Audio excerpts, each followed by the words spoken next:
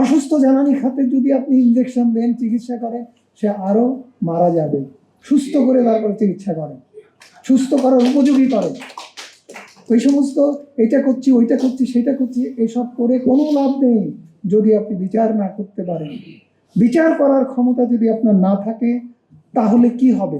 তাহলে নসরুল হামিদের বিরুদ্ধে যে কথাবার্তা আজকে উঠছে, আজকে জ্বালানি মন্ত্রীর বিরুদ্ধেও 5 বছর পরে একই কথা উঠবে। আজকে যাদের যে সমস্ত কর্মকর্তা কর্মচারীদেরকে আমরা অলিগার্ক বলছি, আজকে কিছুক্ষণ আগেই ঢোকার সময় তো শুনলাম, আমাকে একজন সাংবাদিক বললো যে আসলে তো সরকার চালাচ্ছে না, চালাচ্ছে হচ্ছে প্রশাসন। প্রশাসন কে চালাচ্ছে, কারা চালাচ্ছে, কিভাবে চালাচ্ছে? অর্থ সচিব আগেই ঠিক হয়ে থাকে, সরকারের তার উপরে হাত নেই। ডক্টর তৌফিক এলাহি চৌধুরীকে তো আপনারা সবাই চেনেন।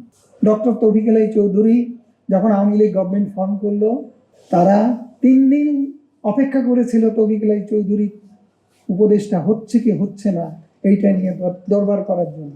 আজকে যে পররাষ্ট্র যে মন্ত্রী, তার সম্পর্কে বিএনপির অভিমত কি ছিল? তাকেই উপদেষ্টা নিতে হলো কেন? তা না হলে কি আমেরিকার ট্রেড চুক্তি সই হতো না?